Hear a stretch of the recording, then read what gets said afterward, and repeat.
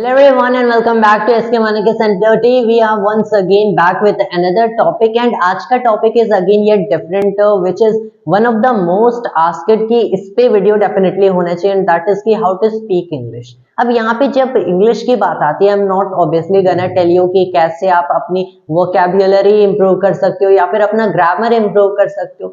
Rather I'll tell you कि आप English बोल कैसे सकते हो.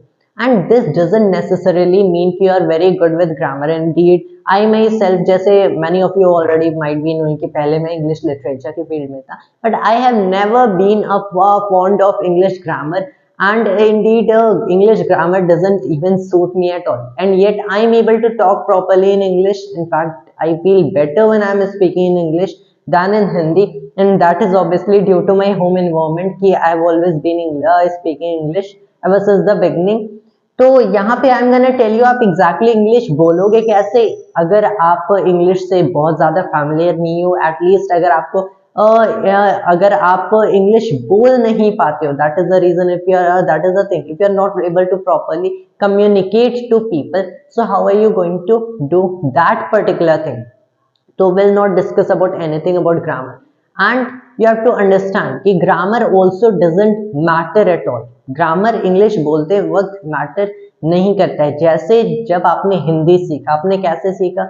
Obviously when all of it was fade into your mind. Not ऐसे कि आपने क्रेम किया वर्ड बाय वर्ड कि इसका मतलब if you have something like, अगर आप बुक की बात कर रहे हो, so you will not claim कि this thing is particular book, as you were continuously and repeatedly shown that particular picture, that particular object, and was told कि इससे बुक कहा जाता है. so it is already fed into your mind कि इससे book कहते हैं, and whenever you have to name that particular object तो उससे आप एक बुक कहोगे. that is the thing. तो यहाँ पे बेसिकली क्या होता है कि it is in that difficult. जैसे आपने हिंदी सीखा, कैसे सीखा? Repeatedly and continuously over and over again किसी भी पर्टिकुलर ऑब्जेक्ट को, या फिर आपको कुछ भी अपना थॉट्स एक्सप्रेस करना है. Since language is just a mean to express your thoughts and say it to some other person or try to understand or just reply to the other person's thoughts. तो उसके लिए आप sentences का use करते हो, बहुत सारे words को कंबाइन करते हो to express your thoughts to the other person. English is just another form of language. तो जैसे आपने हिंदी सीखा वैसे आप इंग्लिश सीख सकते हो. लेकिन यहाँ पे एक प्रॉब्लम आती है.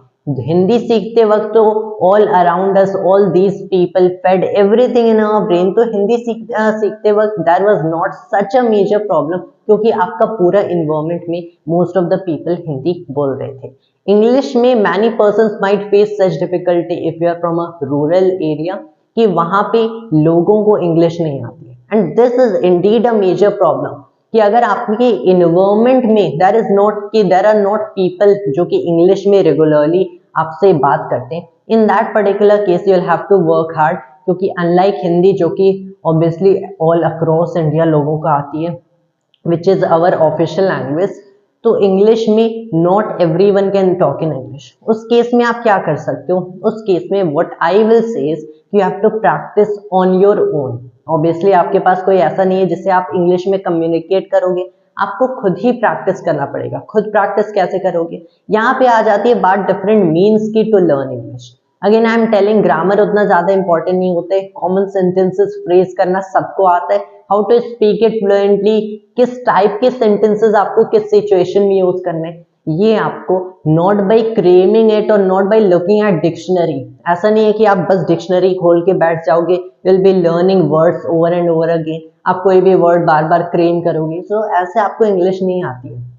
ज्यादा आपको इंग्लिश आती है बाई ट्राइंग टू अंडरस्टैंड कि किस टाइप के सेंटेंसेस आप फॉर्म कर सकते हो, फ्रेज कर सकते हो in the particular kind of situation, या फिर किसी को देख सकते हो forming this sentences and speaking that particular way. तो उस केस में what I can definitely says कि अगर आप जैसे मूवीज देखते हो, यू लिसन टू पॉडकास्ट और you read books, so these things must be in English. यहाँ पे जो मूवी की बात आती है, you can watch Hollywood movies. In that case you can try to understand what the characters are speaking, and वो obviously आपको English में ही सुनना है. At first आप subtitles के साथ सुन सकते हो, क्योंकि at first तो there might be so many moments when you are not able to exactly understand कि इस particular person ने क्या कहा. In that case you will use the subtitles. लेकिन as you progress more and more उसके बाद you have to try it without subtitles, you have to listen to podcast if you don't like movies and all. Book reading is certainly the best habit I can recommend. आप book पढ़ सकते हो, English books, not just कि आपने English एक ऐसा book पढ़ा कि हाउ टू रीड इंग्लिश और how to in fact learn English. ऐसा जरूरी नहीं है कि आपने लर्निंग इंग्लिश की ही बुक्स पढ़ी. आप कोई भी काइंड की आप एक स्टोरी पढ़ो या फिर आप नॉवेल्स पढ़ो. Novel reading is in fact best, जो कि मैं पर्सनली रेकमेंड करता हूँ since I have really been into novels for such a long time. Recently I haven't been studying a lot, but like I've read lots of novels. तो novel अगर आप पढ़ते हो या फिर कोई भी ऐसी बुक पढ़ते हो इन इंग्लिश, एनी प्ले और ड्रामा, तो इन दैट पर्टिकुलर केस ऑब्वियसली आपकी जैसे आप अपने सेंटेंसेस फ्रेज करते हो, जैसे आप अपने पर्टिकुलर वर्ड्स को गिवन सिचुएशन में यूज करते हो, so that particular skill of yours is gonna improve. And उसके बाद ऑब्वियसली बात आती है कॉन्फिडेंस की, कि you are able to confidently speak. अब ये जो कॉन्फिडेंस की बात आती है, at first if you are like talking to someone or just shooting a YouTube video, उस केस में यू माइट फील अनकंफर्टेबल. अगर आपको इंग्लिश बोलना प्रॉपरली आ भी गया, you will feel uncomfortable in से स्पीकिंग दोज वर्ड्स और सेंटेंसेस. उस केस में मैं क्या रिकमेंड कर सकता हूँ कि in the beginning what you can do to communicate to people, to express your thoughts, कि आप कंबाइंड इंग्लिश एंड हिंदी का यूज कर सकते हो.